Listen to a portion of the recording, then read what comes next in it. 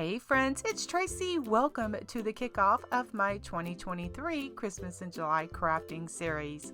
Me and my flip-flop Santa are back again with the cheesy Christmas lights, and we are bringing you some of my favorite Christmas in July crafts. Now I'm going to have the timestamps listed in the description box below for easy access that you can click through, and I'm so glad you're here. I would love it if you would subscribe to my channel if you're new, and welcome back to those that have been with me for a while. All right, let's go ahead and get started. Let me share my Christmas in July 2023 kickoff video. With one of these 14-inch wooden circles, come in a pack like this from Hobby Lobby. Also, the truck is one of these chipboard trucks that I picked up also from Hobby Lobby. I got it when they were on clearance for $1.24. I'm giving it a couple of coats of the plaster color chalk paint. Now I'm going to do the faux plaid pattern background that I like to do. I've shared this on several other videos, but what I do is I am using the color of paint I'm using is a dolphin gray. It's a ceramic coat color, and I'm also using my fan brush. I just get some of the paint on the bristles. I'm not getting paint on the entire brush, but what I'm doing is getting about half of the bristles, and then I just go kind of in a stripe pattern where like a faux plaid pattern, just kind of go back and forth there. And once I got finished, I'm like, yeah, Trace, that is a little too bright. And so I go back over it with my Waverly White plaster color chalk paint just to soften it up a bit so it's not quite so bright. All right, so then now I'm going to start putting on my stripes along the side or my border. So I'm using about a 1/2 inch flat paintbrush, and it's the number 12 paintbrush that's in the pack of my favorite paintbrushes that are linked in my Amazon storefront if you are interested in which brushes I like to use. All right, so then once I get all of that done and let that dry completely, then what I want to do is I want to shade it. I love this. It's, as you've heard me say before, guys, the beauty is in the details. And so how I shade is I take that number 12 flat paintbrush. The brown is milk chocolate Americana acrylic paint. I dip half of my brush in paint, the other half in clean water, and I blend there on those blue paper towels. Those are just shop towels that you can get in the automotive section of any like Walmart, any kind of home improvement store, that kind of thing. Okay, so then now what I'm doing is I'm just taking just a paintbrush the size of polka dot that I want, and I am dipping it into red paint, and I'm going in between those stripes. And so I dip the handle of my brush every single time, and that gives me a consistent polka dot. So then I'll just continue to do that until I have this this wood circle all painted up. Once all of that is dry, I will take my fine Sharpie marker and I'll go and just do some squiggles, do some, just some different kind of highlights to it. I really feel that the black Sharpie marker just brings it out, and as I said, you'll get sick of me hearing me say that the beauty is in the details, and this is something that I like to do for my projects. I just go around, just give it some squiggles and doodles, and just kind of bring out some different parts of my painted projects. All right, now I'm going to add some paint splatter. I am just using the black paint splatter on this particular background. I take my stiff brush and my stick, and I'm just going across the bristles one time, like the stick toward my body, but that the paint projects onto the background of the painted piece. For the truck, as I mentioned, I picked this up when it was on clearance for $1.24 at Hobby Lobby. And what I'm doing is I'm just penciling out where the tires would be. Then I'm going to paint those black, just black acrylic paint. And since these are chip decor, it does have, they are a little thicker. And so I'm just kind of figuring out where I want the tires to be, you know, the best of what I can see. I could always get like a paint bottle or, you know, measure it out, something a little bit more circle. Probably that would have saved me a little bit more time, but you know, it is what it is.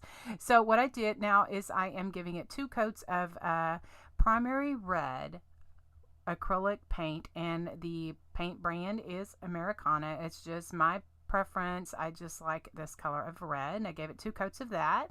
Now I'm going to add some white shading. So I'm just taking a 1/4 inch flat paintbrush and my white paint. I dip half of my brush in paint, the other half in clean water, and then, as I do with all my shaded projects, I blend on a paper towel, and then I just go around the edges of the project. Now the paint is on the like outside, like closest to the edge, and like the blended part is like, you know, on the inner, you know, side. And so that's when, you know, you get the color like very close to the edge. And the more you do it, the better you know, kind of get out from it, that kind of thing. So practice. I always try to encourage y'all to do that just by shading. It just really brings a painted project to life. All right, so then now I have this 3/4 inch like foam bouncer brush. I got it in a pack from Michael's a couple of years ago, and so then that is the size that I want to make the white walls of my tires. So I just dip that, you know, just do that with white paint. And then now I just have my very loved, it's lost some of the bristles. This is what I call my detailing brush, and I'm just going around and making some squiggles of my red truck just to bring it to life.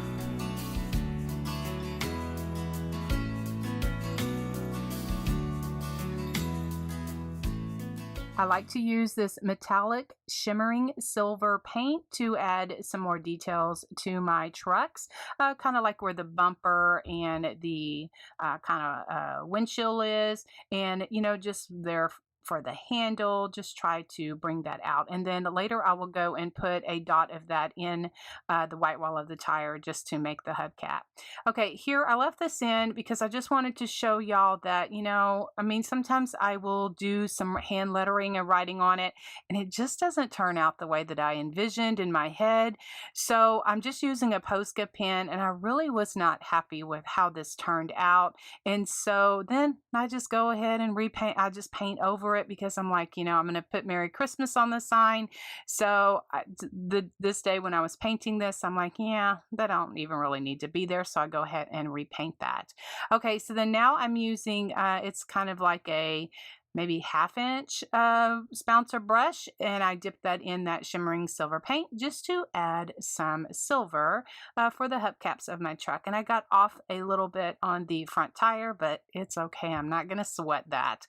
So here I just went ahead and repainted that, just painted over that white marker that I did because I really wasn't happy with that. And so yeah, that's what it is. So then now I'm just taking my black Sharpie marker, just going around, just kind of sporadically adding a bit of just black marker just to bring it out a lot. And you can't really see it on, you know, camera here, but you can see it like, you know, in real time. Okay, so then I'm just adding some white splattering to my red truck, and then we're going to work on the sign. Now, I wanted a sign for my door hanger, and I liked the shape, but it was too wide. And so how I rectified that is I said, well, Trace, just cut it down. So I just took my ruler, figured out where I wanted it, kind of in the middle there. Just take my pencil. Then I'm taking, you know, draw a line just to kind of help guide me. And then I just take my box blade and I had to score it, you know, a few times. And then I just broke it apart, where then now I have 2 signs that are in this shape. And these signs are the Woodpile brand, and they came from nowhere else but Hobby Lobby.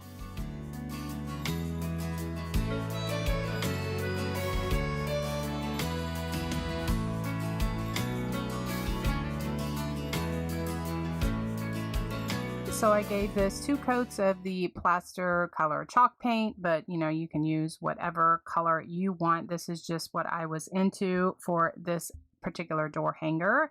And then I'm going to give it a background. I just use my number 2 liner. This is just the brush that is in that paint set that those are just my preference. You can get paintbrushes anywhere. You can get them at Walmart, Hobby Lobby, Michael's, Amazon, anywhere. But, people ask me, which paintbrushes do you use? And those are linked in my Amazon store. That's just my preference. But, you can use whatever style you like. Okay, so then now I'm just using a flat paintbrush and just going around and just giving the edge. I did forget to mention earlier on the sign itself, I did that same green, which was holly green. That is the color that I used. On the green, I did paint around the edges of the door hanger as well.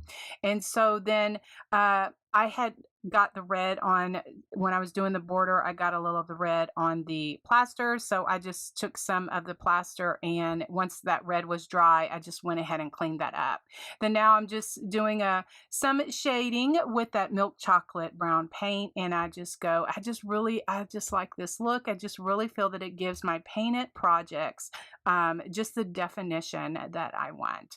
And so then now I am taking my number 2 flat paintbrush that is in the paintbrushes set that I do have. Those are my favorite. I do have a paint chart that I will link to as well, that I show you which brushes I use for what, and then I am just going to do some hand lettering. Now, you may have heard me say this before, but I can never say it enough. To God be all the glory, because I wanted to learn how to hand letter, how to paint with a paintbrush, and he gave me the patience and also the talent to go ahead and do this. And so this is how I learned how to hand letter, by practicing. I do have found some free fonts that I will link to as well, that do have like dots on them. If that is something that you're interested in, you can click on those. You can download them for free from defont.com. You can make a Word document or some kind of document where you could practice, or you can use graphite paper or tracing paper to trace the word that you want onto your sign, and then you can practice like that. And that is the way that I learn. So then now I'm just using the end of a paintbrush to make my dots. All right, so then once I get finished with that and all of that is dry, I make sure that my dots are completely dry before I do this next part. And I'm just using my little detail brush, and I'm just going in and putting a little comma or a little swoosh in each of the dot. I really feel that it just kind of makes my word pop.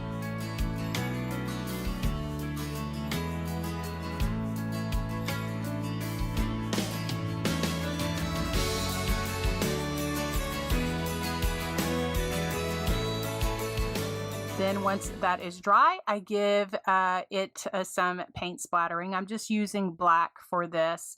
And as you can see, I do cover my area because paint splattering is messy.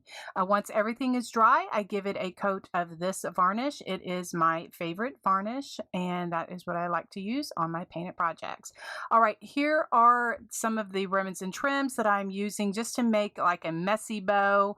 I just cut off, I don't know, about 4 or 5 inches of each of these ribbons. I also, when you see the finished picture, I was like, I'm missing something. Well, it was missing some green. And so I went in my stash and I got some thin green ribbon that, I've had on hand for several years, that I bought after Christmas because, just in case I needed it. That was probably 4 or 5 years ago, and it's still in my stash. I'm such a ribbon hoarder. I'm a craft supply hoarder. Anyway, so it came in handy. So that's why I kept it. I'm just laughing at myself. So anyway, so I am just, putting all this together. Also put some raffia in there. I just tied everything together with my pipe cleaner because I get the tightest hole like that. A lot of people use jute or a zip tie, but whatever you're comfortable with, that's how you can do your messy bows. To glue everything on my door sign or door hanger, I'm using some E6000 glue as well as some hot glue. The E6000 is the permanent hold, and then the hot glue gives it a instant hold.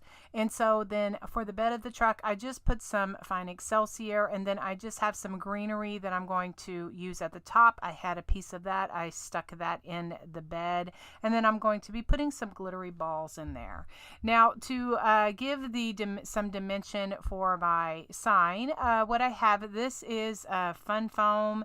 You can get in different colors at Hobby Lobby or maybe Michael's, somewhere like that. It's a little thicker. It's the 5M, which is a little thicker, and so I like this. I'm starting to like this. I have a lot of different colors. I've used it many years ago, and I kind of forgot about it, but I'm like, that might work for some dimension, and it sure does. And so I'm just showing you here how I just cut it. You can, it comes in a big sheet like that. It's pretty inexpensive. And so then if you are like me and like dimension for your projects. All right, so then now I'm going to make a swag for the top of my door hanger. And so then I have just some of this pine greenery that I've had on hand, and also some red and white pip berries that came off of a Valentine garland. A Valentine garland. And so I just took those apart, what I like to do. And so then I'm just, facing them opposite directions. I just wired them together so that it all stays together.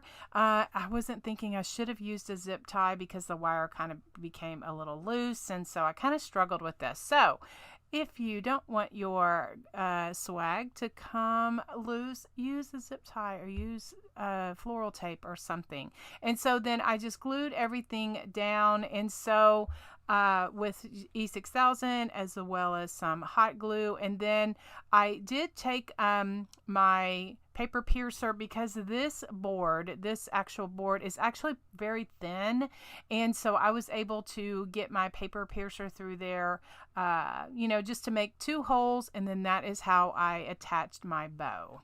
All right, so then these glittery balls is something that I had on hand, some red and some white. I wanted some green, but the green that I had was like more from fall, and it wasn't a more holly green. It was more of a muted green, and I was like, yeah, that ain't gonna look too good. So I'm just, adding just some glittery balls just to give them something to stick to. I cut a toothpick in half and then just stuck that in there. And then I just stuck that in the Excelsior, hot glued all of that in, and then, this little sign is finished.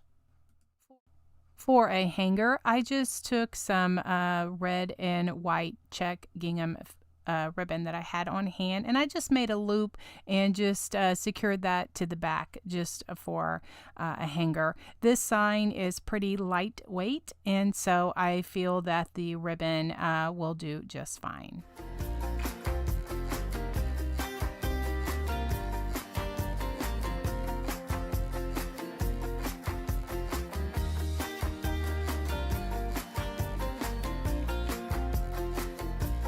I'm using one of these Santas from the Dollar Tree. Now, I should have, heated up and taken off the brim and the mustache, but I just was going to wing it, and it ended up taking me more time. So if you can get those off, if you want to repaint this, that would be awesome. Anyway, so the first thing I did is I just took my pencil and drew out a face, like where it separated the face and the beard. I'm using the color medium flesh. It's by Ceramicode. It's my favorite flesh color for my Santas. And so I'm just using a flat paintbrush and just going around and painting it the best that I can. But I'm like, oh, this is not really working. But I just took my time and just went with it and just made sure that everything was painted. Now I'm going to give each section 2 coats of the paint. When I get to the hat, I'm using my favorite Santa hat color, which is Barn Red, and just using, I should have used a larger brush size, but this one was the one that I was using, so I'm like, I just went with it. Anyway, so I'm just painting the sides as well as, the top with Barn Red. And once I finish that, I'm going to go back. I'm using warm white for the beard, and just using that like for the mustache as well as the beard. And so that's what I'm showing right there. And I kind of had to go on the sides, and then it was getting on the other part. And so I'm like, gosh darn it, Tracy, you should have just taken the time to take those little pieces off the best you can so that you would not have this issue, guys. I was really struggling this day when I was doing this. Anyway, so what you also saw me do was just pencil out the area for his nose. And so then now I'm just going back and just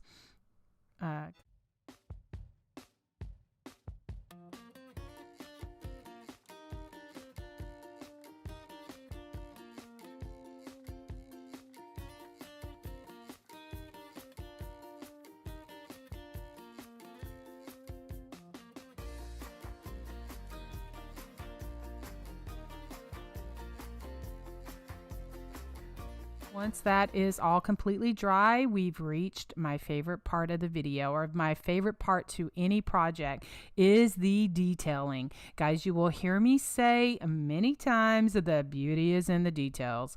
And so I love to shadow my projects, and they're, you know, different painters shadow different ways, but how I do it, I'm using a 1/8 of an inch flat paintbrush and just going around and just doing some shadowing. I dip half of my brush in paint, the other half in clean water, and then I blend on a paper towel. Then I go around the edges of my painted projects just to give it some shadowing. I'm using the color Light Cinnamon. This is an Americana brand, and what you can see right there is I got too heavy-handed on my shadowing, because yes, I left that in because I just want to share for those of you that like to watch me paint. I do, you know, have errors, and I do have to go back and kind of clean up, and I leave this in. I share this with you to say that no matter how long have you been painting, how long have you been crafting, you're still going to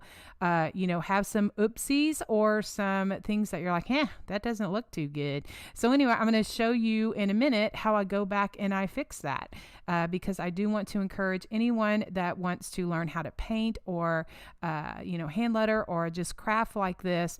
You know, just take your time, go back and fix it.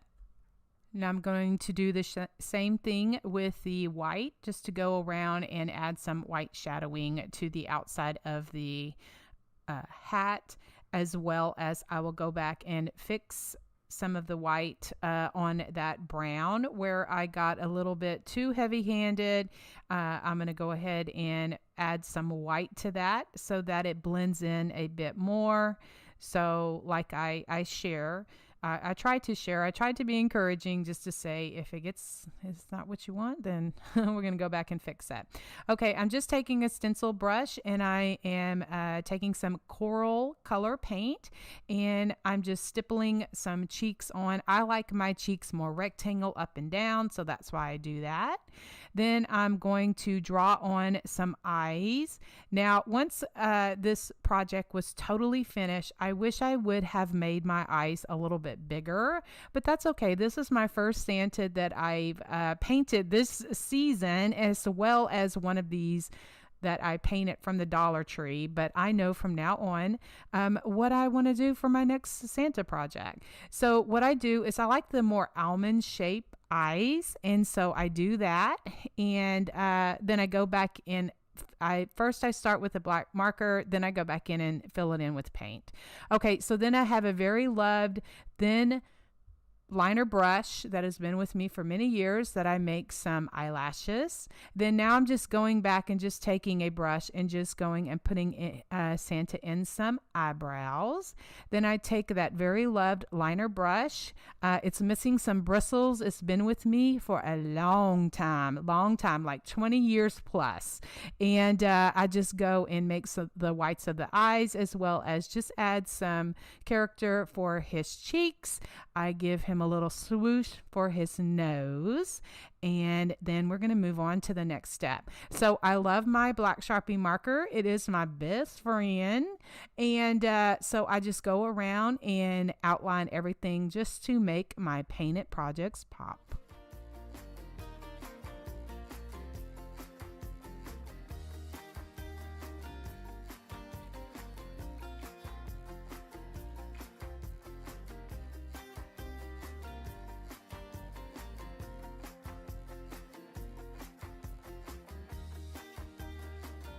Now I'm going to move on to highlighting and just taking a number 2 liner brush that is also in that paint pack that I shared earlier. And those are listed in my Amazon store if you are interested. Okay, so then I just go around and just add some highlight. Now I want to share this with you. I've been paint splattering for many years, a long time. And I still get a little heavy sometimes. You can see on Santa's the ball of his hat. I'm like, oh goodness, girl, you got a little too heavy there. So what I'm going to try to do is, because I don't want to repaint this, I'm going to try to take some white and kind of mask that a little bit. And then that was coming on a little thick too. So we were really paint splattering that day when I was doing this video. I share this with you only because it happens to me too. Hey guys, make sure that you protect your area, your cover, your table or whatever, because paint splattering is messy. For my jolly, I'm going to use my paint marker, my Posca 5M, and I just hand lettered jolly, just adding some happy dots on there as well. I put it off to the side because I'm going to be adding some pine and some homespun fabric to the other side of his hat. Now, I've discovered this Americana gloss sealer. I got this at Michael's, and I use this because for my painted projects that I hand letter with the Posca pens, because they do have a tendency to smear with the liquid brush on varnish. I found this and it works good. They have a matte and they also have a gloss, and I found it at Michael's. Now I'm going to move on to the tag. Now this tag is from the Dollar Tree, and I just took off that bottom part, and then I was going to try to remove the paper, but I'm like, why girl, you're just going to cover it up anyway. So then I thought, well, maybe I'll use the back, and I used my heat tool to get off those stickers, but I'm just going to cover it up, and I just went with the front anyway. So this is the paper I'm using. This is the pad it came from. It is from the Paper Studio, which is a Habe Labe brand. So what I need to do is, because the paper's not quite long enough, I need to piece it together, which I did with no problem. I used some Mod Podge just to attach the paper, smooth everything out, and then we're moving on and we'll complete this tag. Just turning out so cute. Totally my style.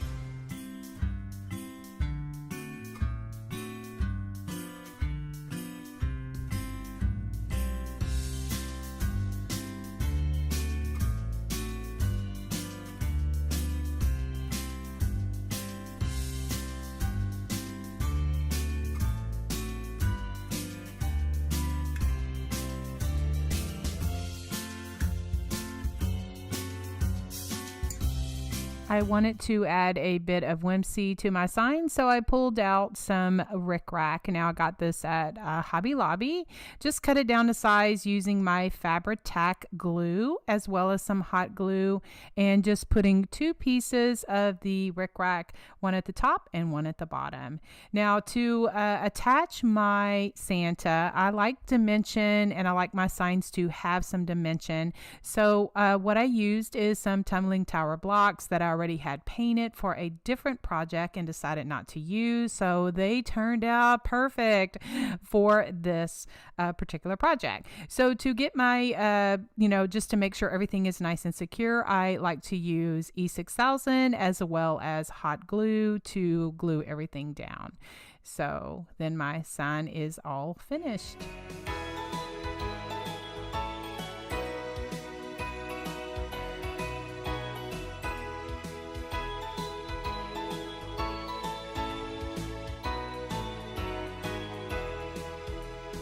I I just thought it was finished. I need to make a bow for my Santa. Yes, Santa can have a bow, a cute, whimsical country bow. So I'm using some homespun. Now, I've been getting some questions about where people can buy homespun fabric. You can get that, guys, at Walmart, Joann Fabrics. Hobby Lobby has it. Also, there is a place that I found online called Jubilee Fabrics. I will have a link in the description box if you cannot find it in your hometown, because they do ship. Okay, so I just cut off 2 strips of that. I'm also using 3 20mm jingle bells. Now, I got those jingle bells from Hobby Lobby many years ago, but I do have some linked in my Amazon store if you cannot find them. So I'm using some pine. I just cut that pine in half, and then I just have some sisal twine that I made a small bow.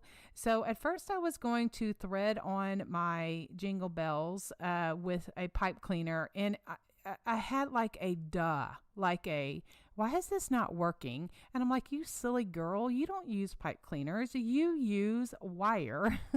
So I go back in a bit and take off that pipe cleaner with those jingle bells and use my wire, my thin wire that I like to get from the Dollar Tree in the automotive section. That is my favorite wire right now. And so I'm kind of struggling with this. I'm like, why is this not twisting? Why is this not working too good?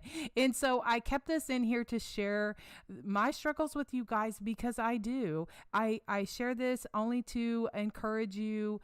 My projects have a lot of different steps, and I am so grateful that there are so many friends that appreciate it and that leave me the sweetest comments to say that you have learned so much just by watching. It's very entertaining. You shared some of your struggles and your stories with me, and I am so grateful that you are here.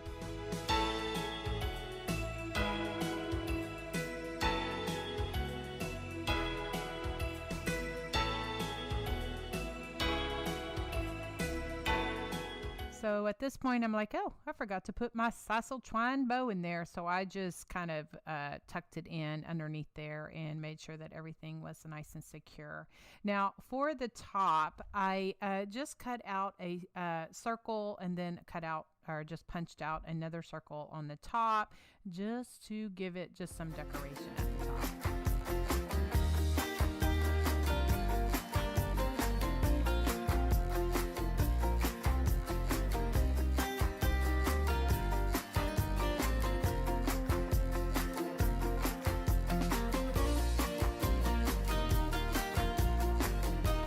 What I started with is this red truck gift box from the Dollar Tree, as well as one of the signs that I had left over from Halloween. And that is what's going to be the base of my sign. And so after I took off the hanger, I was going to use some plaster, which is more ivory paint, but I changed my mind and decided to use some white paint. And this is actually chalk paint. It's actually what I had on hand, and grab that. I'm also going to be using some crackle medium. And so what I did is I gave it a base coat of the white paint, and then once that was dry, I gave this a thick coat of the crackle medium. Now, right here, I'm brushing it on, but in a second, I'm just going to pour it on, because I had like a brain lapse in thinking. I was like, girl, put it, just pour it on, because I like thick on there, because I wanted to make some crackles. And I do have a separate video of how to crackle paint. I will link to that for those who are interested. I let my crackle paint completely dry, and then I'm going to put on another coat of white paint. I know it kind of is not going to show up too good on camera, but it gave me the cracks that I wanted to make it look like the snow for the back of my truck. And so then once that, then the camera kind of picks it up a little bit, but I don't know. I just really like this crack look, and it just really gives me what I'm looking for my projects. Now, for the top of this, I'm using this color Agave, which is a chalk paint as well. It was the color that I just decided to use. Now, I'll be honest with you, this was just a tad thick, so I should have watered it down a bit since it is a water-based chalk paint, and I could have got some better cracks, but I just kind of went with it. And so I put it on really thick, and so I didn't really mean to do that, but I just kind of went with it. And once it was all dry, and I had my other my other painting on there, it was really okay. So then now I'm just taking a, stencil brush and just kind of stippling on some paint where the agave and the white paint met. That kind of just gives me that snowy look. I'm also taking that stencil brush and just pouncing on some different kind of looks like snowflakes or just some decoration for the background of my board. The next thing I think I do is I will take the end of that brush and just put some white dots. I'm kind of mimicking what the background of the box was, and I'm going to put some snowflakes on there just using my number 2 liner brush, and just going to make this really cute.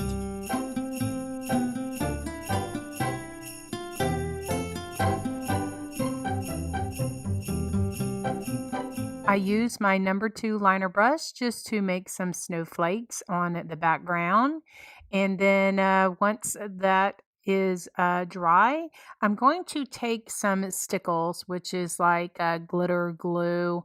It's kind of used a lot in paper crafting, and I have so much of this stuff that left that I'm just really trying to use up. You can find it in the scrapbooking section of the craft store. Anyway, I wanted to give it a bit of glitter, so I'm just putting some of this. I think it's called Stardust is in. So I'm just going over the snowflakes and putting in some, just some color into each of the like dots just to give it some, iridescent color and just some glitter, glistening snow. That's what I'm kind of going for.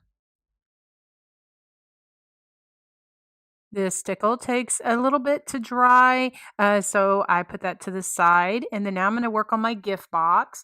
Just take off the edges of it, for the gift box. Just cut those off so that I can tear and work with it a bit better. Okay, so first of all, I want to tear. I'm actually tearing toward my body, and I'm tearing off this part of the section of the box that says Merry Christmas because I'm going to use that, but I'm going to use it in a different fashion. So I'm carefully trying to tear it away so that it doesn't tear into the portion that I want for the truck, and then it doesn't tear any of my letters. Okay, so I like the ragged or torn edge where it has a bit of the box showing. So I'm carefully trying to go around the letters as close as I can get, and then just tear it around. I'm tearing the box or the portion of this section, toward my body so that I get the ragged, torn edge that I like.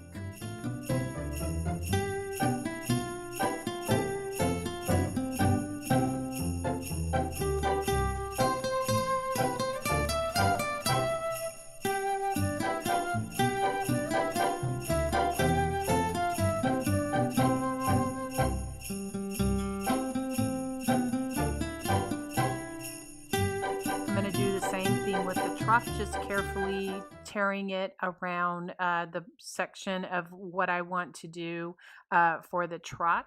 Now, since I did my own background, I'm not gonna, those trees are beautiful, but I had kind of a different vision in mind. So I'm just going around the truck and just tearing it around, and I don't want that bow. So I'm just kind of tearing. I know it's kind of sad, but I didn't want that bow. Anyway, so I'm just tearing around the edge of the truck again, tearing it toward my body so that it gives me the torn, ragged edge that I like. Sometimes I'm right-handed, so I tear with my right hand, and my left hand I kind of help guide it so that it kind of tears where I want it to. And just sharing that because when I did the snowman sign, I got a lot of questions on how to tear the box. So I thought I would just mention that. All right, for the letters, I'm just using my liner brush just to give it some white paint highlight. I just used some acrylic paint for that. I also did like a snowflake in the where the dot of the eye was, then went back and used my stickles, that Stardust stickles, just to give it some more, iridescent highlight. Okay, so then I'm like, oh, yes, I have to put some white doodles around. So I'm just using that same liner brush and just going around and where I want, just giving some doodles around the edges. I like the border, and I just really feel it's part of what makes me what I like and kind of makes my projects pop. So to add some dimension, I'm just using some Jenga blocks or tumbling tower blocks that I get from the Dollar Tree and just adding it to the back of the truck just to, like I said, make some dimension. I'm just using some hot glue just to attach everything. And I wanted to put my truck on first before I put my Merry Christmas on because I wanted to make sure that I get the placement correct. And just doing the same thing with the Jenga blocks, just putting a couple of those on the back of the words so that I can put it on the Merry Christmas, and then I'll glue all of that down.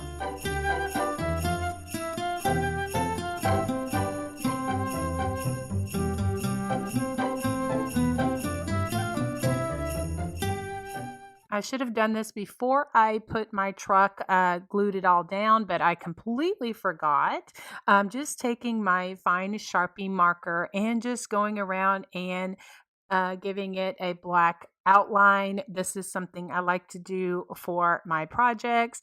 I think that it just really makes the project pop and just brings it to life. And so, like I said, I should have done this before I glued it down. It really was okay. It just was a little awkward for me for my hand because I couldn't,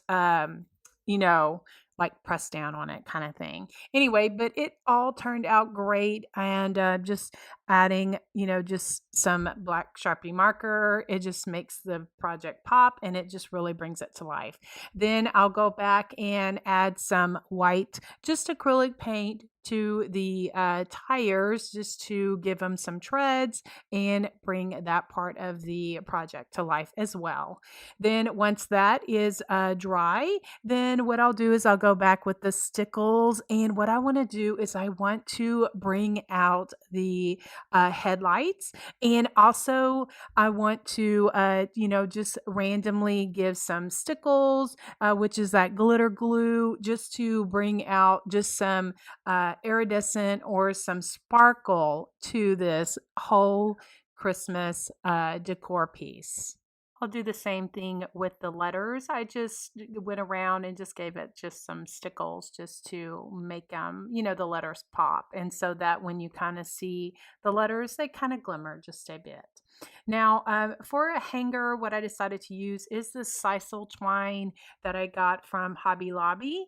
And what I did is I knotted it about 3 or 4 times, probably 4, just so because of this particular sign had those holes in it. And so I wanted a thicker knot so that it wouldn't, pull through that.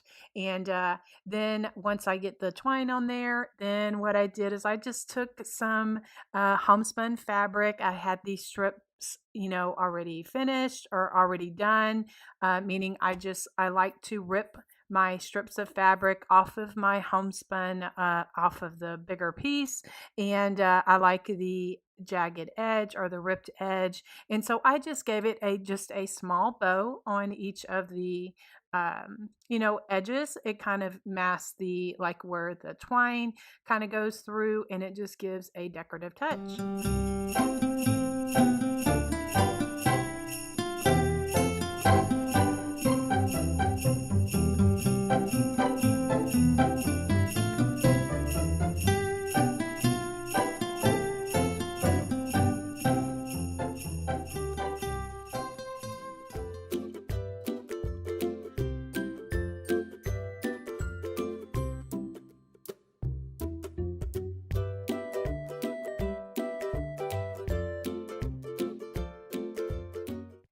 using some of these things from the Dollar Tree, as well as some other places. I will kind of let you know where all of the supplies came from as I get to it.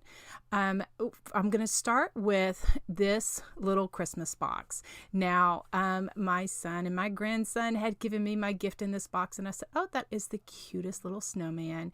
And so instantly I said, you know, I could transform him. So that's what I'm going to do.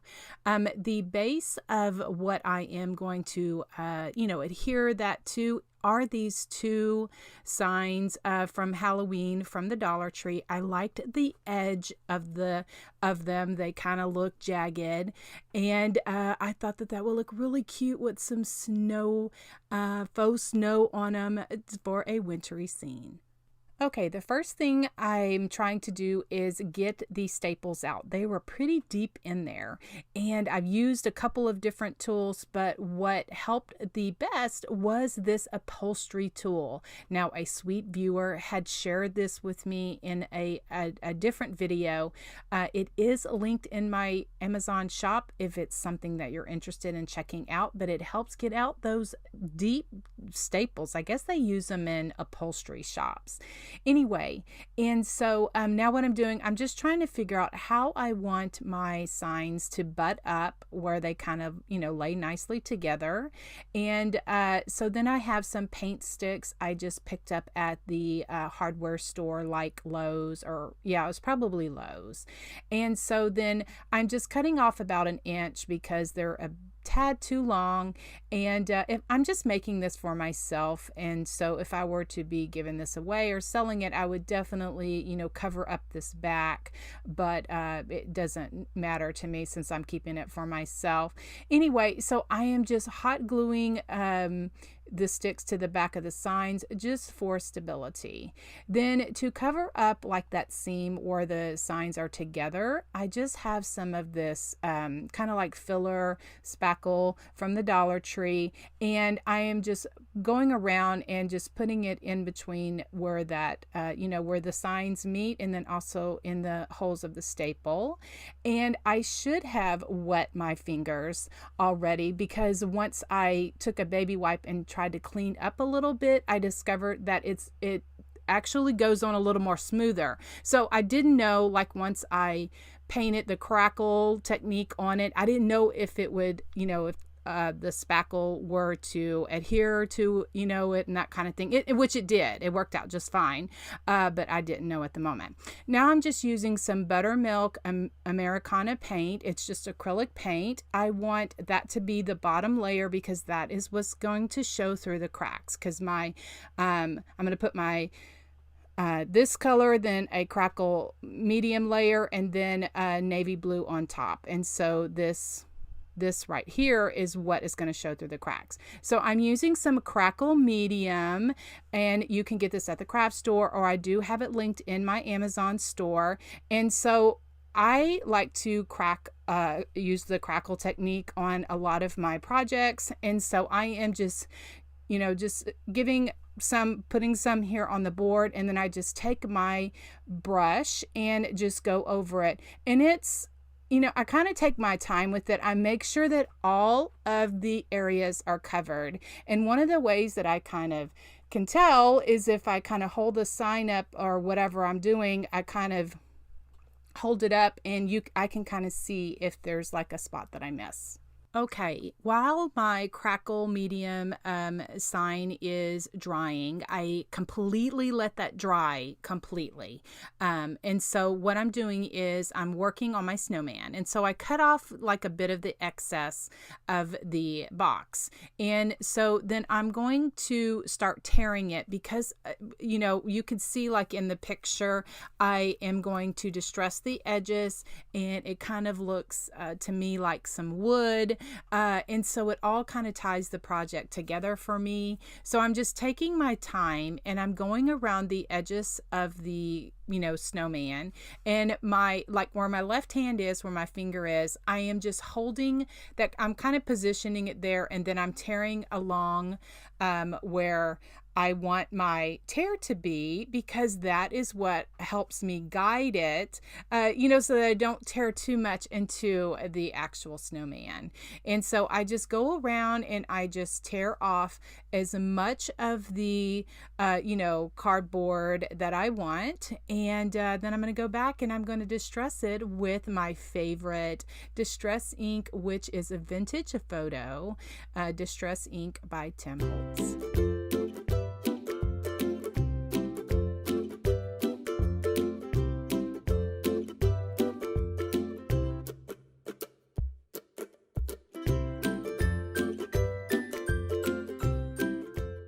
I'm using my Posca pen in white, the PC3M, and I'm going to show you here.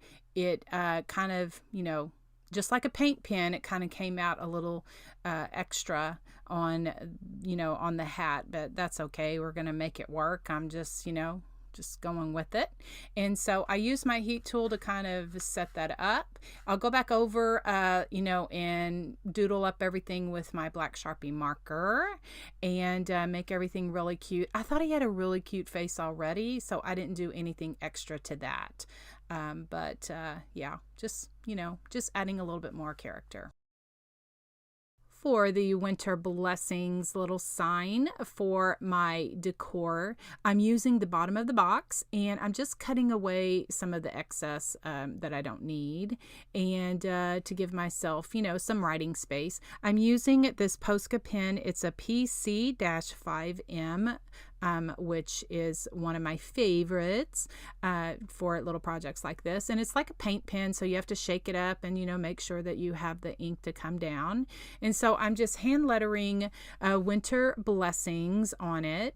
And I'll do that by, just writing out the words, and then doing my little happy dots on each end of the letters. It's just something that I like to do for myself. And then for the dot of each eye, I am going to do a snowflake.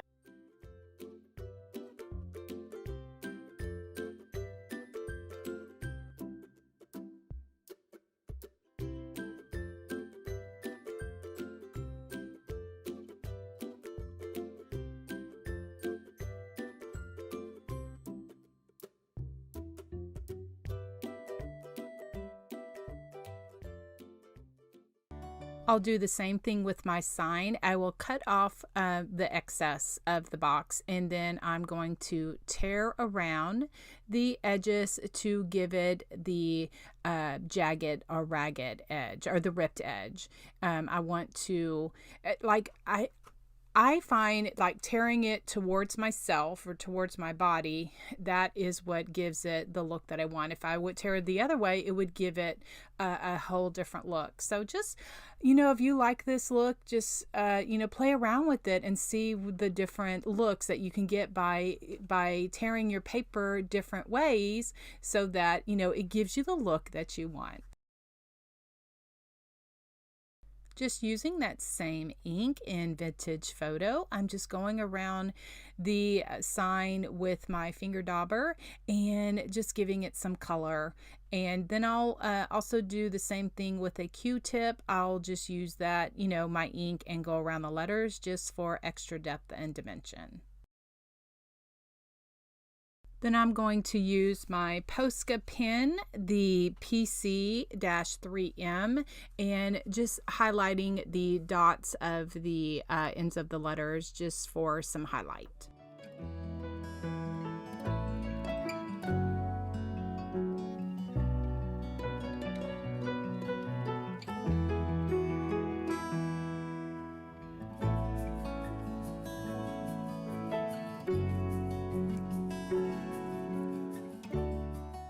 Now that my crackle medium is all dry, it will be shiny, but there's no wetness to it.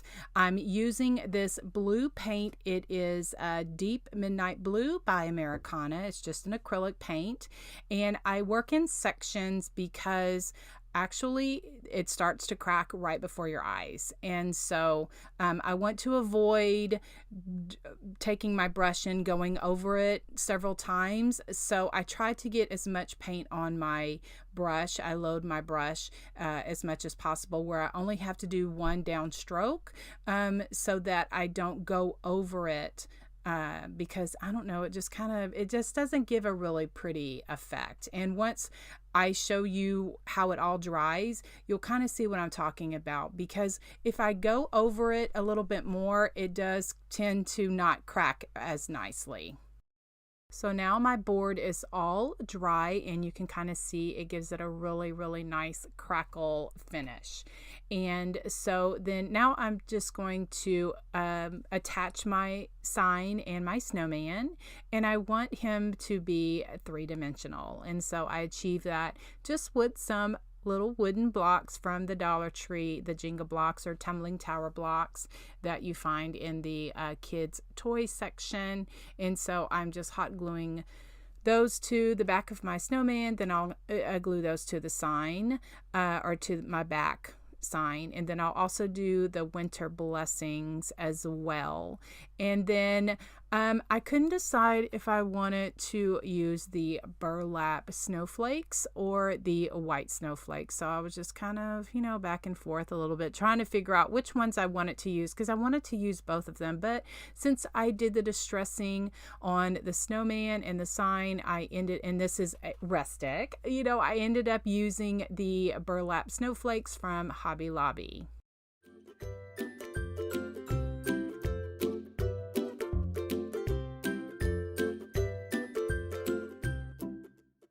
I'm using these wintry branches. Now I picked these up at Walmart.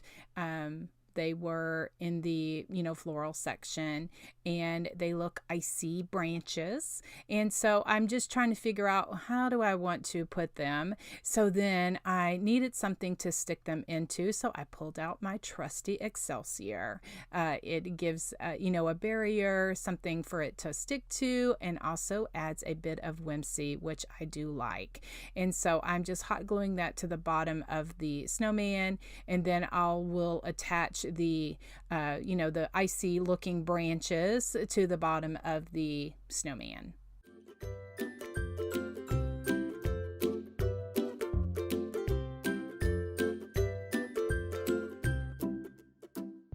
For his bow, I decided to make a bow for to put where his scarf is, and so to camouflage the redness of the scarf. So I have this 2.5 inch ribbon from Hobby Lobby. It's just a polka dot ribbon, and I'm just making a 2-loop bow, and I use my little tiny attacher stapler to hold it together in the middle. And at first I was going to use this one, this check one, but then I decided, no, I'm not going to use that. So I wrap that back up, put that to the side. I'm using some different trims. And so, if you've watched my videos for a while, when I make my little messy bows, junk bows, refab bows, whatever you want to call them, my little bows like this, I like to use a different kind of trims and ribbons, because, it just adds just some different texture to your bows.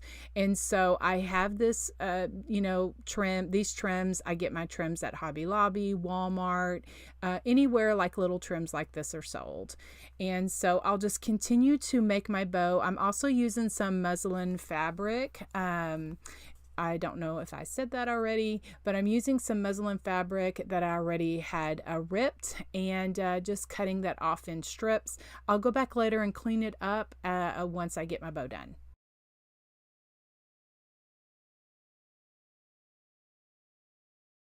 I'm just using a pipe cleaner to gather it all in the center, and then I will use my needle nose pliers to help get it really, really tight, because I want my bow to pop. And what I mean by that is, like, when I get it really, really tight, it kind of like shakes around and like perks up those ribbons, because that is the look that I'm going for. And by getting that pipe cleaner really, really tight, I can have that little pop of my bow. To attach my bow, I'm pulling out a bit more of the Excelsior, and then I'll hot glue that to the scarf that's on the snowman. And so the object is, I want to kind of take away or camouflage that redness of the scarf. And then I just use my scissors to trim up any of the ribbon tails that don't lay right. Anyway, so then now I am going to use some all-purpose caulk from the Dollar Tree, and I want to give my snowman some faux snow. And so I'm just using some caulk and a stick, and I want to camouflage some of those or cover up some of those red berries that's on the snowman's hat from this particular snowman. And so I'm just taking some of those frosted branches and more of the caulk and just kind of, putting some of that in there so that it kind of covers up those red berries and stuff. And so then I'll just go around and I'll just add some more caulking, just by just giving it, just some faux snow, just hitting the high areas. I kind of just play with it until I like the look of it, and just continue to add some faux snow to my sign. Then to give it extra glisten, I add some Martha Stewart's fine glitter. And so if you don't like glitter, then don't do this part, but I like to use this fine glitter, and then I go over my caulking just to give it a little of snow glistening. I do the same thing at the top. That's why I liked these signs from the Dollar Tree. They were Halloween signs, and I just liked the jagged edge. It kind of reminded me of, something that you would see like an old picket fence. And so I just take my caulking and just go around the top of my sign, and just around the top of the winter blessings. Also, I am sprinkling on some glitter. I know the camera and the video does not pick up the glistening of the sign, but I love the way that this turned out. I decided just to have it set against like my little setup here. I'm not going to put a hanger on it. My first intention was I was going to put a hanger on it, but I just like it without a hanger, just in my little winter decor setup that I have here. And these next fun projects were part of my craft and chat session that I usually do when I craft live with my community, and I create crafts in real time. I'll chat with you as long as I'm live, and I have so much fun doing these. But for this video collection purpose, I wanted to just kind of hit the high points, just give you the Cliff Notes version of it. Now, this was part of Craft Round the Clock group that I am a hostess in on Facebook. And so we had a theme week. It was grocery trash to treasure. And so what I did is I created one of my country Santas using a wine cooler bottle. I made one of my cute Santas, and also in the video I will show you that I had previously done one just using a megaphone. I had just painted a Santa face on. So in these two projects, I did one country bottle Santa. I did another trash to treasure Christmas craft, and that was using some cardboard and just different things to create a fun Christmas tree. I will leave a link to the original video in the description box if you would like to hear what I'm doing when I was crafting real time, and kind of get different tidbits of what I was doing at that time. So as I mentioned, the Santa is one that I had previously painted last year, and I just never finished it. So I decided to finish it on this session of a Craft and Chat with Tracy. So as I mentioned, it was a wine cooler bottle that I had painted. The bottom layer I had painted with a coat of white chalk paint. Then I used the chalk paint in the color crimson just to give it the red color. And then I used medium flesh for just to give the circle for the face. And then to make my beards, I like to use the all-purpose caulking that I pick up from the Dollar Tree, and then I just spread that on just with a palette knife and let that dry completely. And then to give it kind of an aged look, what I do is I water down brown paint, and then I just, brush that on and then wipe off any excess, with a baby wipe. And by doing that, it kind of seeps into the crevices and just gives it the look of, hit and miss on the caulking. Okay, now for the Santa beard, what I like to use is this homespun yarn that I've had in my stash for a long time. A friend recently shared that she did get some last year in at Michael's, and so that is just just sharing a place to get that. Okay, so then I used an old sock for my hat for my Santa. Just put a cute jingle bell on with some greenery and some homespun fabric. Okay, so for Project 2, what I use, as I mentioned earlier, this was grocery trash to treasure. So we were supposed to use something that we would throw away from the grocery store. And so what I did is I used part of a cardboard box. I tore it off to look like a Christmas tree. For the trunk of the tree, I used a paper towel holder. I painted everything up, just, putting my little primitive country touches on it. Use some pip berries, a rusty star, and just some homespun fabric, and just made a cute little Christmas sign. If you would like to see the slower, kind of more in real time version of these two crafts, you can look for the description box, the link in the description box below of when I did do this real time, when I was chatting with my community. And for video purposes, I wanted to just, hit the highlights so that I could put all of my collection video together for my friends that may not have seen the original videos.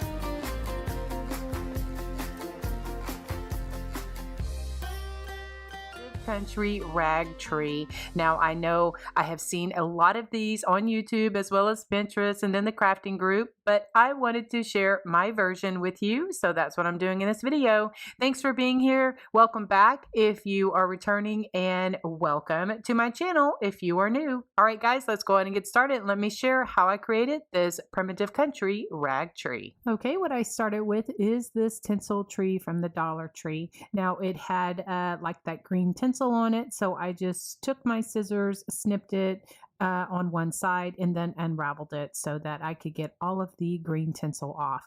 And once that's all pulled off, then I'm left with this form. It's a plastic form, so I don't want to bend it too much because it may either bend or break, but that's what I'm left with. Now, there's quite a bit of space in between, like the bottom row into the second row and then to the top row.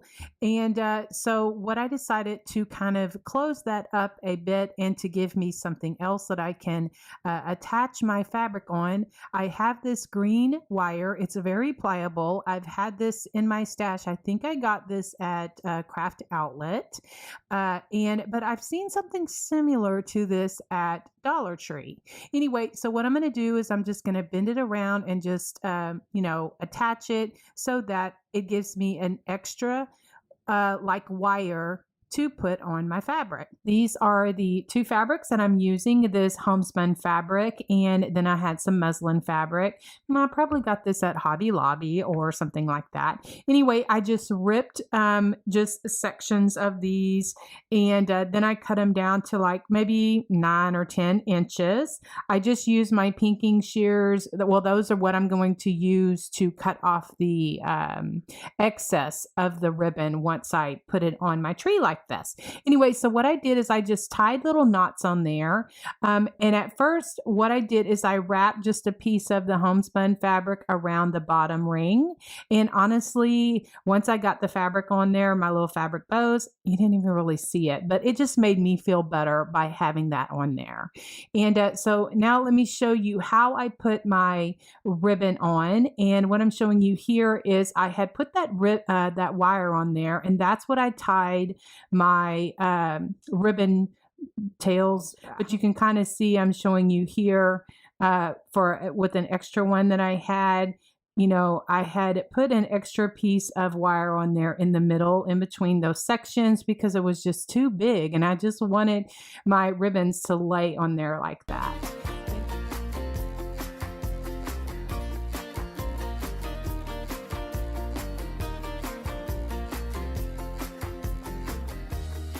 So here I'm showing you here, my muslin fabric seems to be a little bit wider, probably about 1/2 inch. So I folded it in half just like that.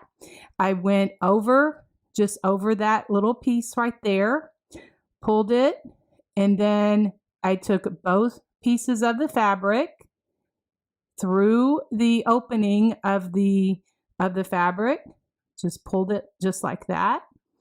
And then I just pulled a little knot like that. And that's what I did all the way around until I got as many of these on there. And probably I put between 4 and 5, probably, on the larger part of the tree, I put probably 5. And then when I got to the top of the tree, I got a little less. And so then this is where I use my pinking shears just to trim off everything so that everything looks even.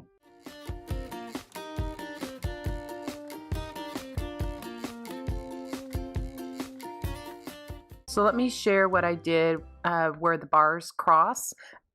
And what I did is I took the next ribbon and I folded it over that bar where it kind of, catty cornered it, and then I did the same thing. The knot was just a tad bigger, but I was okay. By the time I got all of my fabric on my tree, you really couldn't tell, but it made me feel better by covering up that section where the bars meet. And then I just continued with my next piece of fabric until I got all the way around. Then I'm going to work on the next section, and because there's so much space in between those, the plastic bars, I needed to put another piece of wire. Again, I got this wire from Craft Outlet, but I've seen something similar at Dollar Tree, or maybe we can find it at other places. Anyway, so I just wrapped it around the tree and just, made it taut, or made it where it would not, slide down. There are some small notches or some small grooves in this plastic tree. I guess that's how they, kept the tinsel on there. So it worked great for my wire.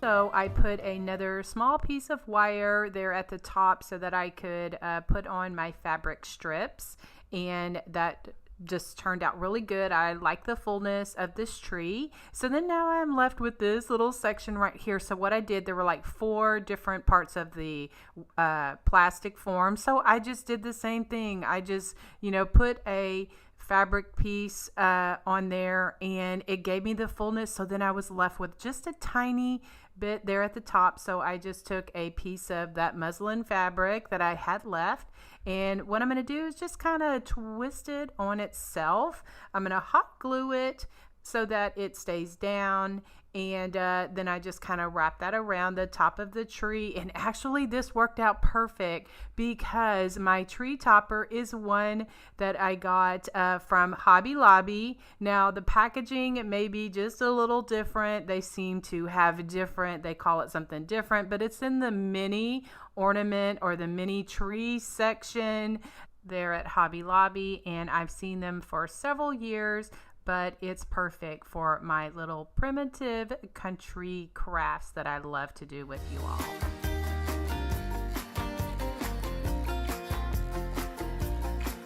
All right, I have some of these rusty jingle bells.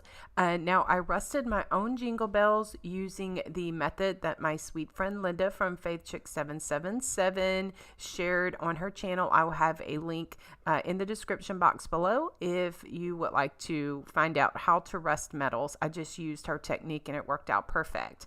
Anyway, so I just took some of these jingle bells and also some jute string and just threaded the jingle bell on the jute string, and then now I'm just kind of attaching it to the frame, and then I tied it into a bow, and I really think that it just adds a more country, more rustic feel to this primitive country rag tree.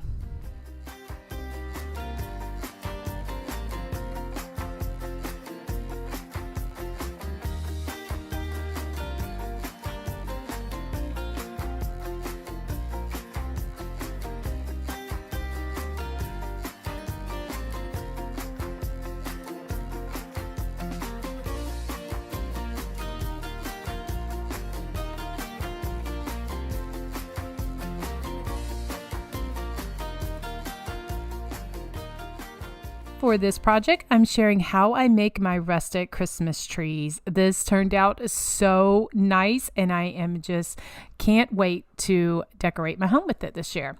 Okay, so what I'm using is one of these wood tree forms from the Dollar Tree, and I am going to give it 2 coats of the pine green acrylic paint. And like I said, I gave it 2 coats, but it's really okay if it doesn't completely cover it because it's rustic, and so I just kind of just went with it. For the bottom, for the stem, I'm using this milk chocolate paint, so I gave the the trunk of the tree 2 coats of that. And then to add a more rustic, I just took my sanding block that I get these at the Dollar Tree and just sanded the whole tree. And then also I wanted to mention I'm making this where it's 2-sided. I am doing the same thing on both sides. So I painted both sides the same way with the pine green color paint and the brown for the trunk of the tree. I'm going to do some highlighting, and I'm using this color as buttermilk, and I'm going to do some edging around the, or just some doodling around the edge of the tree. I'm not being very precise because I don't want it to be very thick like I usually do. So I'm just kind of highlighting, hitting and missing different parts of it because I think that just kind of adds to the character and the beauty of the tree. So I'll just go around that both sides. I do let one side dry before I flip it over to the other side. And so then once that's dried, then I will give it I'm going to use that same buttermilk paint just to do some splattering. I wanted this tree to stand up like on its own, and to help with that, I just painted 4 tumbling tower blocks. I just painted them the same color of milk chocolate brown paint. I glued those two together, and then I am going to glue the first set to the front of the tree. Then I'm going to glue the second set to the back of the tree so that it's freestanding.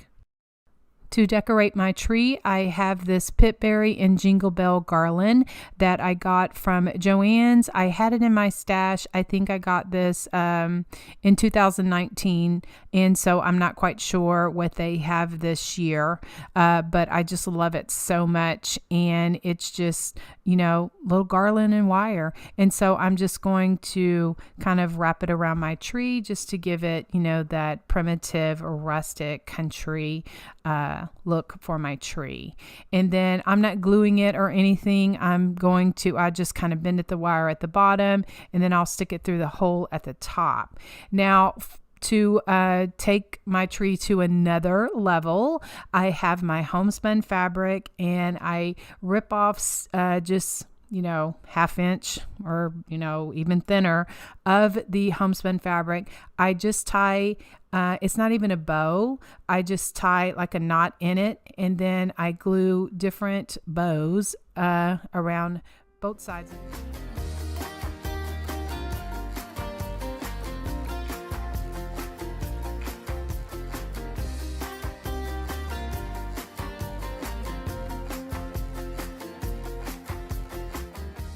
I decided on some raffia for a bow. I thought about putting a rusty star on there, but since it had the hole in it, I was like, yeah, it's perfect to tie a raffia bow in there.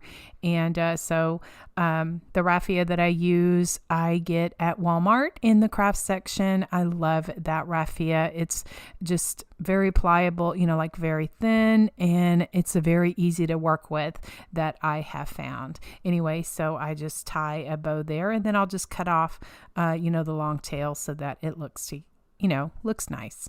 And so I just love the way that this rustic Christmas tree turned out. I know I will be making more because this is totally, guys, this is country Christmas to me, and this is how I decorate my home.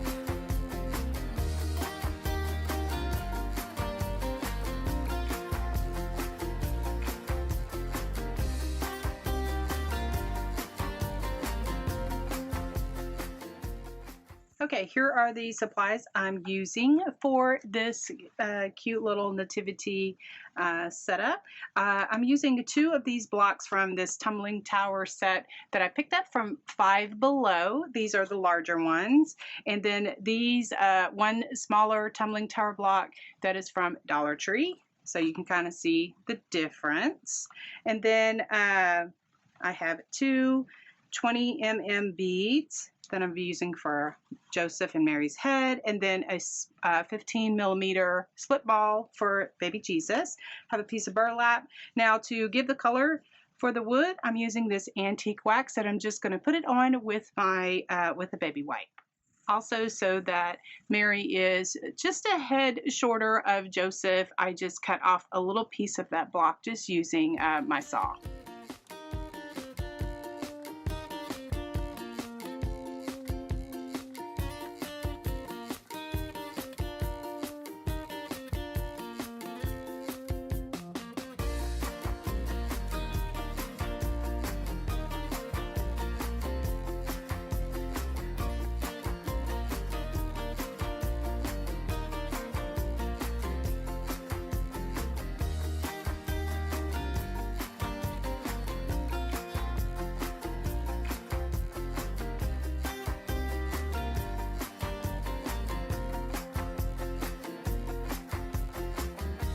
I've decided to add 1 more of those larger tumbling tower blocks and paint it with a couple of coats of this plaster color chalk paint. This is going to be just a little sign that I'm going to have hand letter on.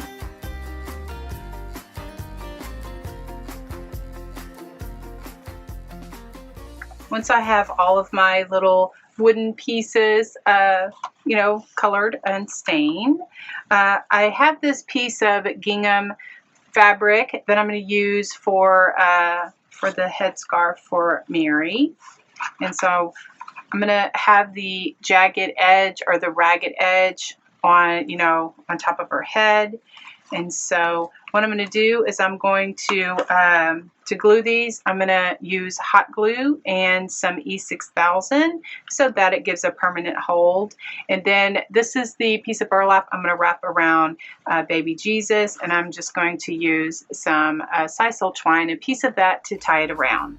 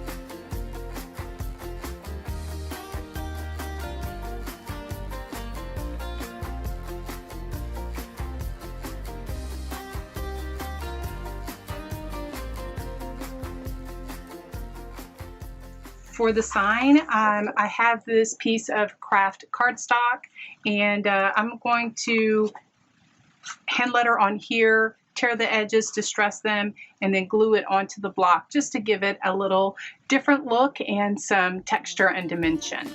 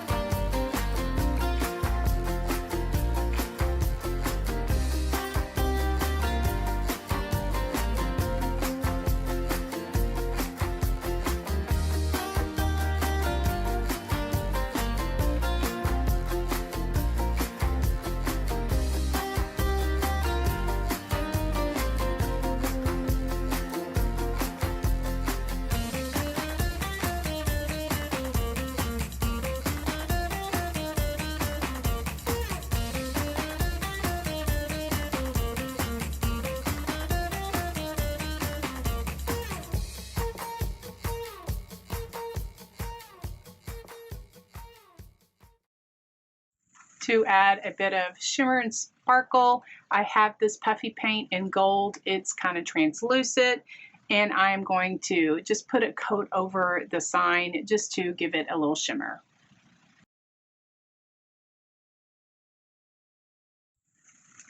When I picked my beads, I didn't realize that the hole would be showing at the top. I didn't give that a thought. So I just pulled out a piece of this brown fabric. It's kind of like muslin, and I'm going to put that for the head thing for Joseph.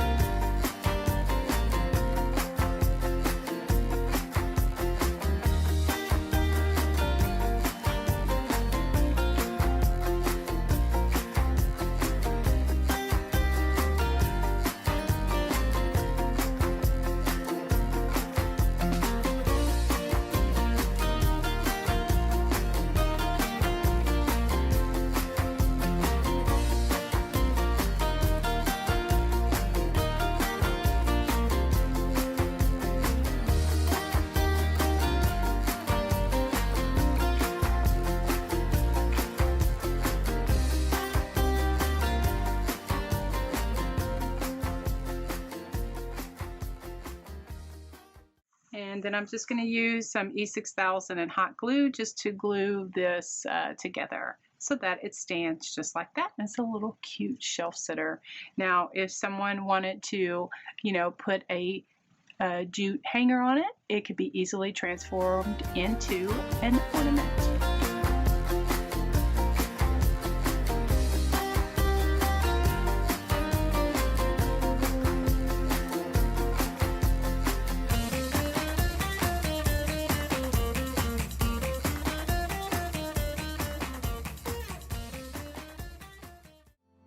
For my next project, I am making this Oh Holy Night sign. I just think it is has such a statement and it's just so cute. So what I'm using is a frame. I picked this up from a thrift store, but you can get these kind of frames anywhere. I'm also using these letter tiles or like Scrabble tiles. For my background, I'm going to use this ribbon that I've had on hand for quite a while. I had got it at Hobby Lobby on sale. I'm also using a Rusty star that I got from Hobby Lobby as well. But they're in my Amazon store are Rusty stars if you can't find any like that. Okay, so the first thing I did, I wanted to distress this a bit more, so I'm just doing that using my antique wax and a stencil brush. And then I'm going to trim out the ribbon just to fit on the back of with the frame, like the cardboard backing. So I just trimmed that out and I attached it with my Fabri-Tac glue just to keep everything down. And I chose this ribbon because it was dark. It's like a very, very dark navy, and it has like almost a wool texture to it. I'm not quite sure if it's still available, but I just love it so much for this piece. And so I just put it back in the frame there, and then I'm going to measure out how to, how I want to lay everything out.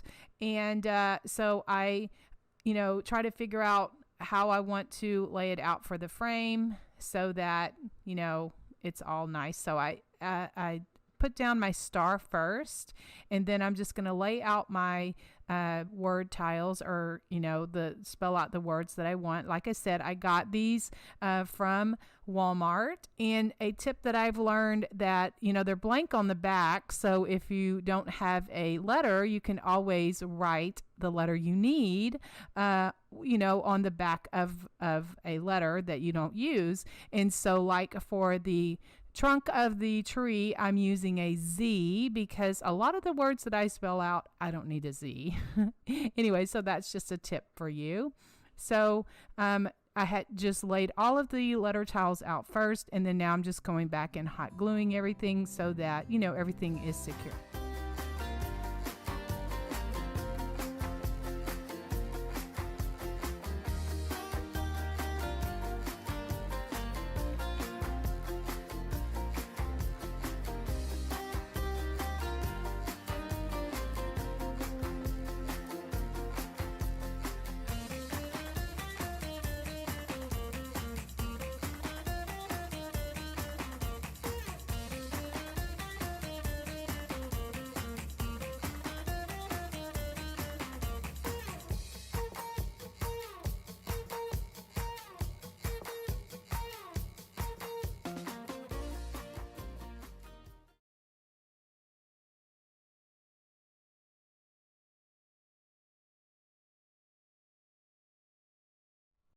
Okay, I'm starting with a 14-inch wire frame, and this burlap 21-inch mesh is from Craft Outlet. I attach it at the top, and then I go across to the bottom. I like to add my mesh like this because when I put my signs on, I feel that it gives me something, you know, in the middle for it to hold. And so I start in the inner ring, and I put 8-inch poofs around there, and then as I come around and I get to the top, I just untwist that one so that it's all, you know, connected together, and then I'll just continue. And usually, like where the wire or the bar is across, that's usually where I put my pipe cleaners. And so for this first layer, of the 21-inch mesh, I'm putting 12 pipe cleaners. Then when I get to the, you know, connect to that end there, then I will drop down to the outer ring, and I put my pipe cleaner around 2 bars, and I will make my poofs probably between 9 and 10 inches.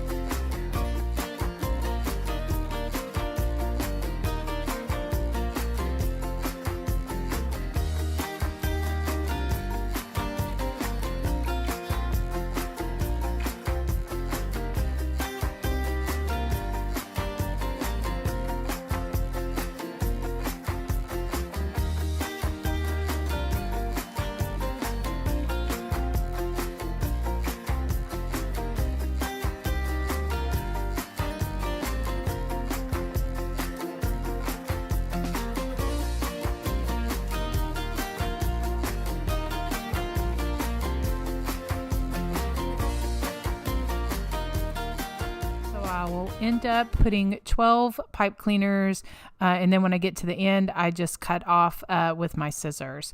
Now, for my next layer, I'm using 4 10-inch mesh.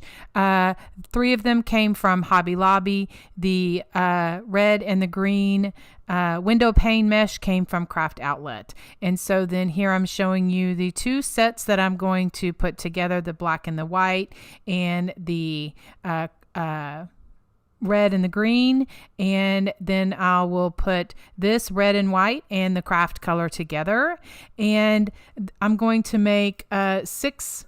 I'm going to cut 6 of each of these to make 12 bundles total. And so I roll out these together. I just use my rotary cutter and cut them at 12 inches. And so I will cut 6 of this pattern, then I'll move on to the black and white and the red and the green and cut 6 of those as well. And then I will make cruffles and put them into my wreath.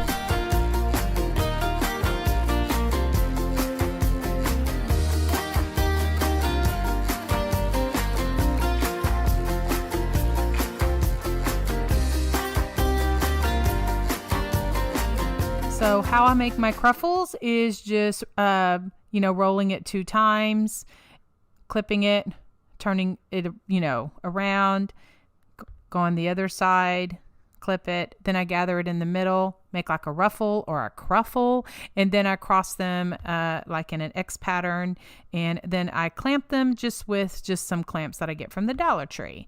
Now I have 12 pipe cleaners on here, and so what I'm showing you is that I have one on the inner ring and one on the outer ring, and I get questions about this because people don't know, where do I put this? I put one on the top, one on the bottom. Then the next I'll do opposite. I'll put the other one on the top and the other one on the bottom.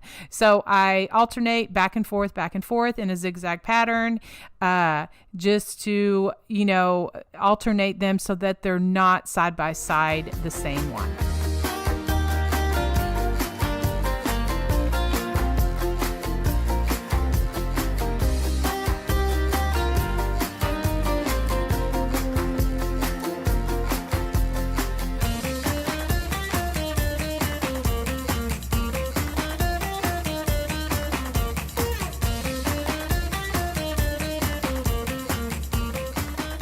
Get this mesh on, I will have 12 sets of the 2 Deco mesh on there. And so then now what I'm sharing is because the pipe cleaners are kind of, one on top of the other, I have what I consider holes, 6 holes in this Deco mesh wreath that I'm going to cut 6 of these white snowball mesh and make cruffles with them as well. Then I will just take pipe cleaners and just go in between that Deco mesh where I consider the hole would be. And sometimes it's, easier if you like make it and then you see what the person is talking about rather than having to describe it. I hope that makes sense. But, when you're looking at the wreath and you put your Deco mesh on, and in this pattern, the way that I'm sharing, then you can kind of see where the holes are, and then that's where I include this white Deco mesh wreath. And I did it the same way. I made my cruffles, and so then I am just going through the middle and just attaching it with a pipe cleaner. And then the white I like to use for my 6 extra ones that I put in the holes. I like to use a coordinating color that's opposite or that has a coordinating color to bring it out and make it pop.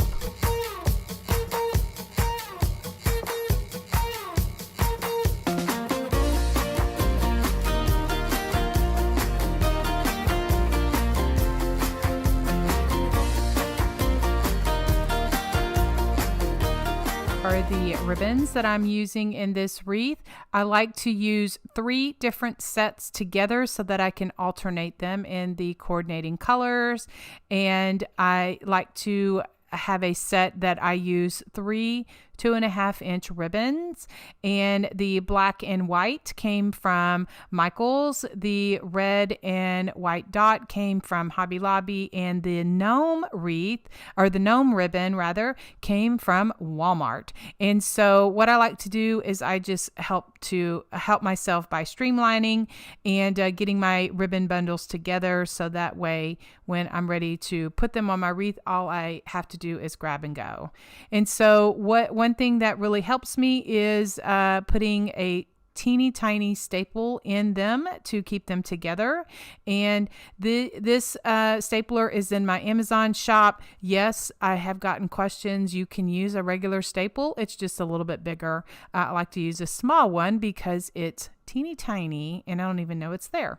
Anyway, so then this next set is the red sheer ribbon I got from Walmart, and that black and white buffalo check and the craft came from Hobby Lobby. This sparkly with the red, the 2.5 is from Sam's Club. I think I got that. And then that white with the red cute check on the edges is from Walmart. And so I'm just kind of showing you there how I insert my ribbon together. Now my 2.5 I cut at 13 inches, and my 1.5 ribbons I cut at 12 inches so that they would lay a little bit better. All right, I also made just some raffia bows that I'm going to be putting in one set of the ribbon, and it looks like I put that in the red ribbons. And so this is why I like to have my ribbon bundles ready to go, and I start somewhere, and I just put in my ribbon bundles, and then I alternate up, down, up, down, up, down in a zigzag pattern until I get all the way around the wreath. That way I don't have two ribbons next to each other. And, everything is sporadic and, looks really cute and ties all in together. And how I usually pick my ribbons is depending on the season, and also a lot goes with my sign. And so since I was using this Gnome sign, it has a black and white buffalo check. It also has the red present and the green ribbon. It also has some green, like his little boots or shoes has some green. And so that's kind of how I pick my ribbons and how I pick the coordinating colors. One thing I also do is once I put my ribbons in my pipe cleaners, I trim them off, and then I twist the pipe cleaner down and give a dot of hot glue to seal it, because I do feel that it gives a little bit extra protection for my wreath.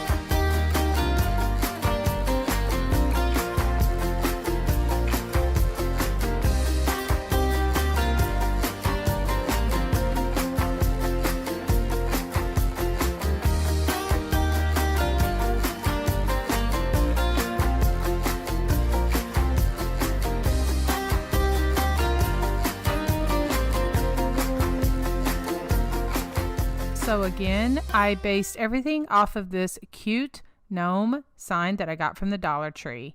Now, it's already cute, but what I like to do is kind of add some embellishment, some outline, some highlight, just to bring out a little bit more of its character.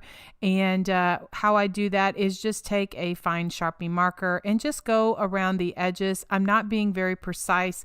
I'm almost doing like an outline or a border. Now, when I get to the beard, since it's glitter, you can't be very solid, so I just kind of hit and miss there on that glitter.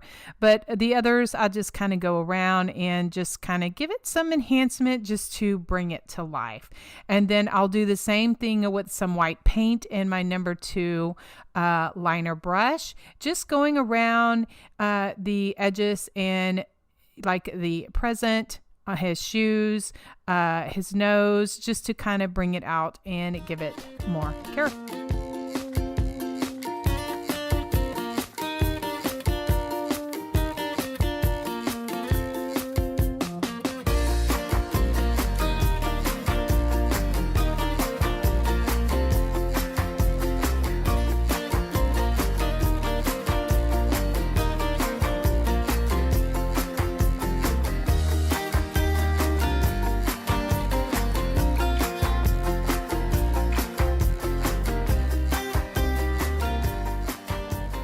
I am an old school country crafter. I love me some paint splatters, and I make sure that my table is covered because paint splattering, it does get messy.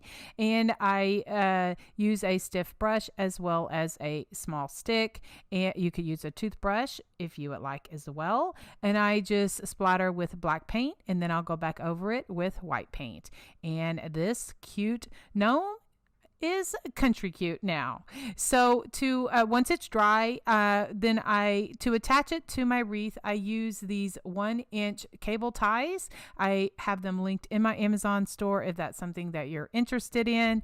I just use some E6000 and some hot glue just to attach the holders on the back. And so then what I do is I attach it to my frame so that my sign is secure.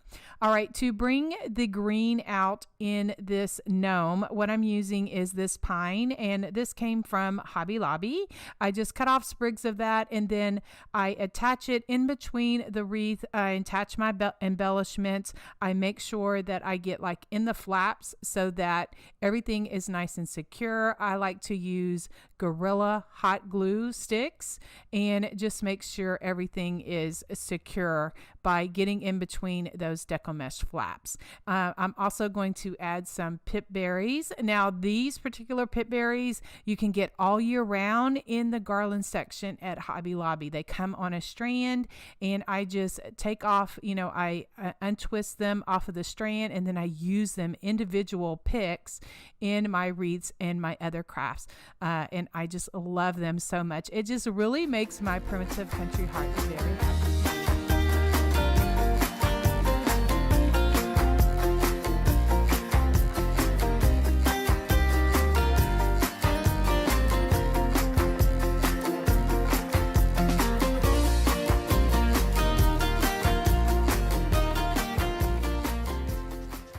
Okay, this is going to be my cute Santa that I made as a wreath attachment for this cute wreath. Now, what I'm using is an ornament from the Dollar Tree, as well as a Santa hat, the buffalo red and black check, and the faux fur is from Hobby Lobby, and the 1 3/4 inch balls are from Hobby Lobby. I got those on sale a couple of, a few months ago when they were, clearancing out some stuff. Anyway, but they are, smooth on one side so that they will fit nicely on my Santa.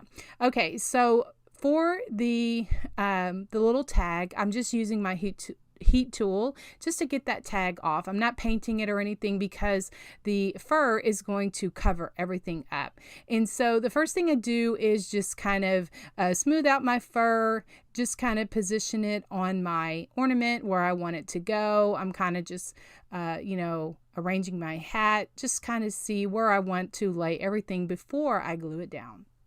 I'm going to want my beard to have, like a beard shape where it angles down. So I'm just kind of, was folding it down just to kind of get the shape that I wanted before I cut it off.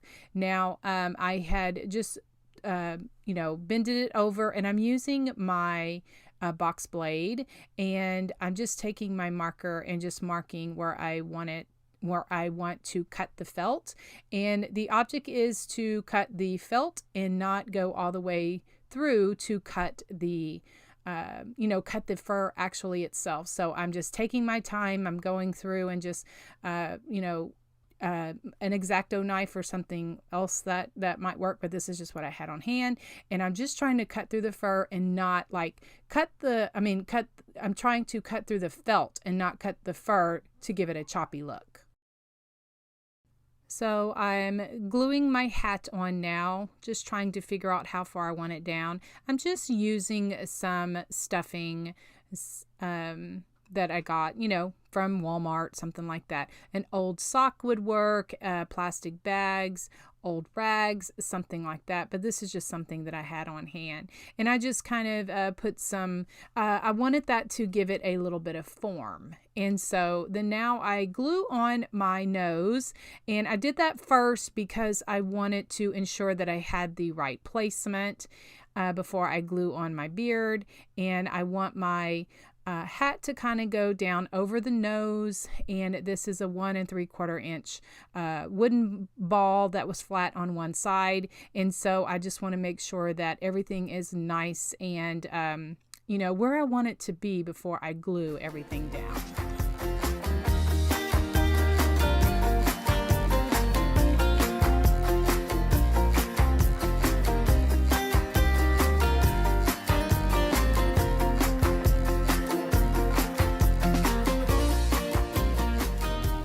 For the top of my hat, I'm just bending over the tip of it and just kind of fluffing out the ball of the hat.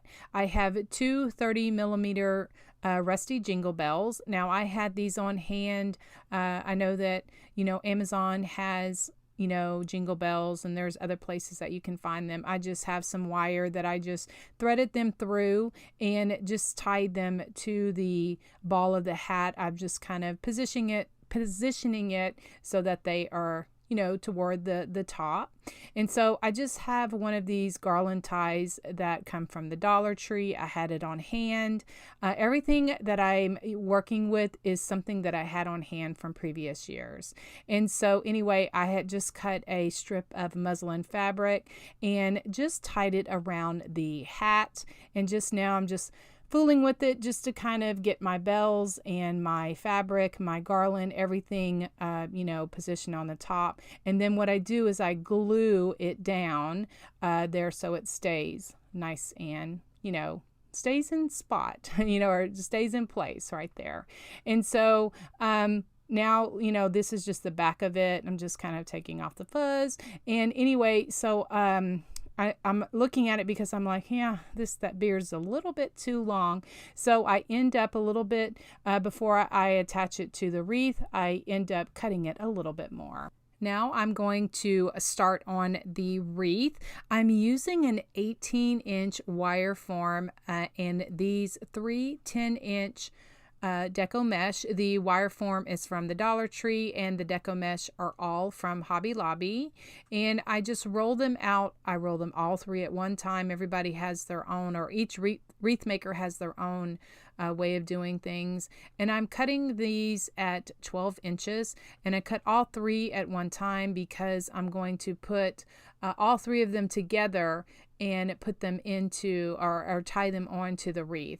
I actually made 24 bundles of these 3, and I'm just using the curl or cruffle technique. And how I do it, I just, you know, bend over the ends. I clip it with a little clamp that I get from the Dollar Tree and clamp that like that. I do each one of these the same way, and then I'm just going to layer them, crisscrossing them, make like an X pattern or you know, a star or something like that.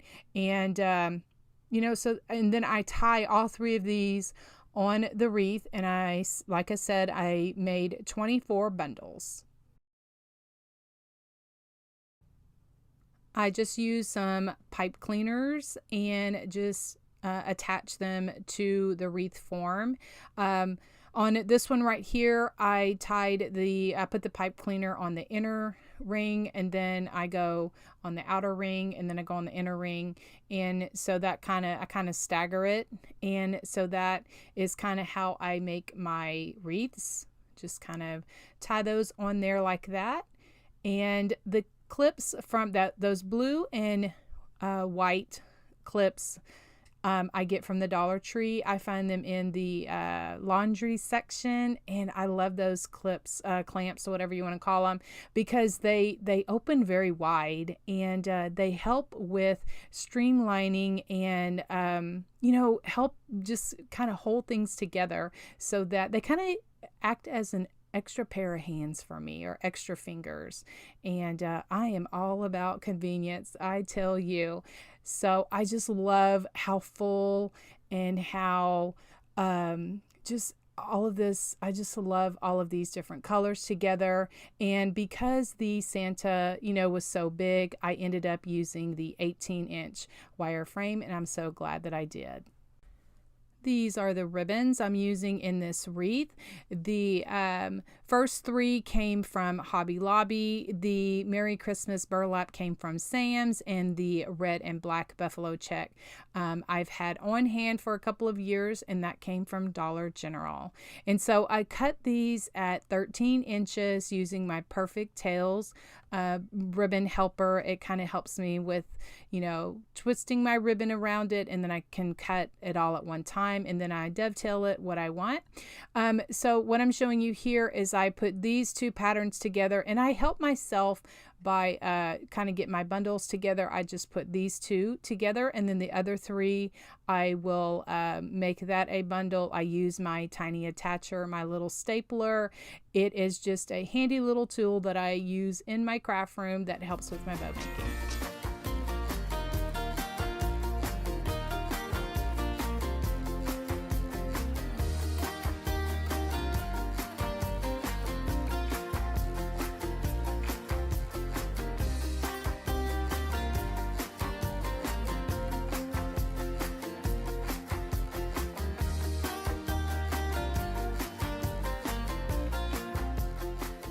since I have 24 bundles, I need 24 bundles of ribbon. So I have 12 of each. And so for these 3 right here, I'm just making a bow with some raffia because I'm going to put that in the middle of that. And that is what I am, the raffia, that's what I'm putting in those bundles. And I just trim off, the excess and just hit it with some hot glue to kind of seal the middle of the where the pipe cleaner goes. And for the these larger jingle bells, I got these from Hobby Lobby a long time ago. I don't know what the millimeter is. It doesn't say it on the package, but they're large jingle bells. They were in the like miniature ornament section. And so I'm going to put these jingle bells in the middle of with the burlap Merry Christmas and the window pane ribbon. And so it was 6 of these jingle bells in this package. I've had them on, like I said, I got them when they were like clearancing out all of their stuff, many years ago. I pick up this kind of primitive country stuff. And so I had it on hand. So I am using it for this wreath because I think it just all ties everything together. So my point is just be on the lookout, even at thrift stores, Goodwill, yard sales, marketplace on Facebook. People are always clearancing out stuff. And, check Amazon. They may have some of these large jingle bells.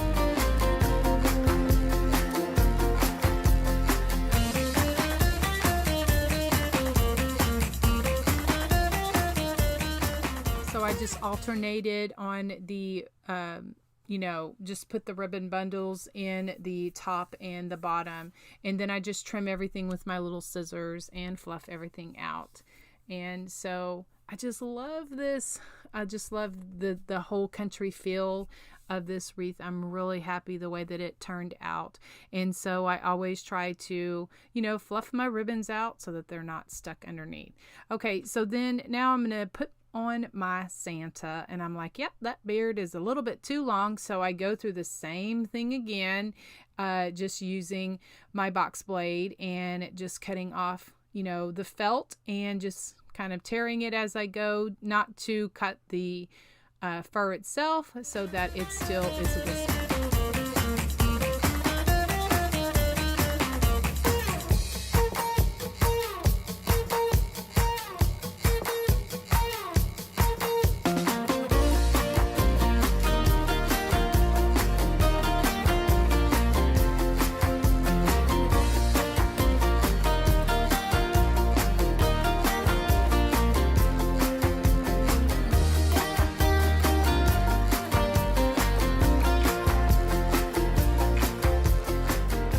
Attach my Santa to the wreath, I'm using these cable tie mounts.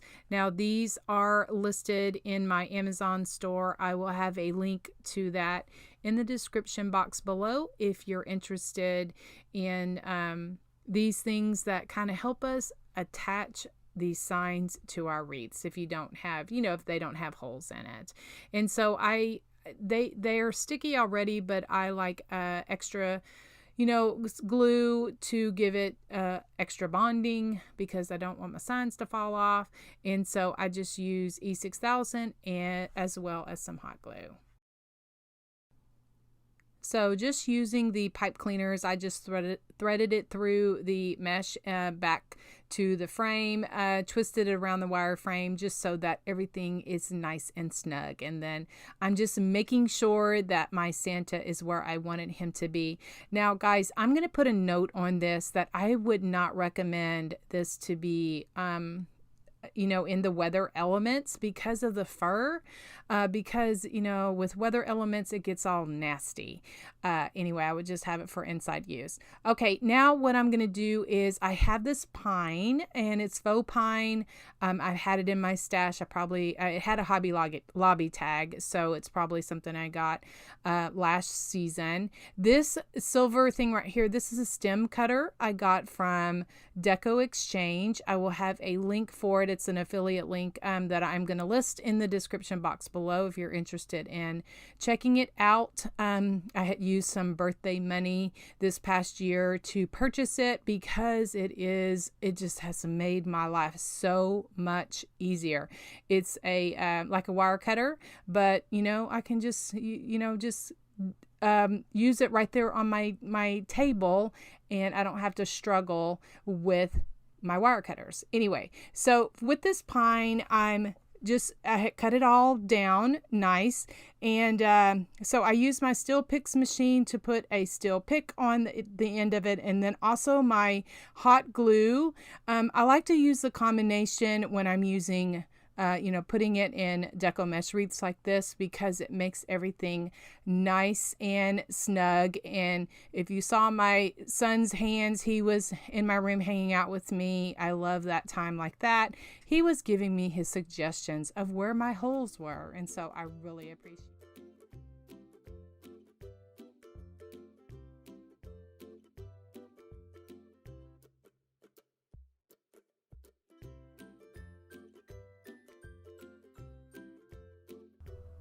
Okay, friends, if you haven't made it this far, thank you so very much. I greatly appreciate you being here and watching and supporting my craftiness. Here are a few more videos if you would like to check out other things that are on my channel. If you click on my picture, you can subscribe to my channel and we can become great friends. All right, we will talk to you in the next video. God bless you, and we will see you very soon.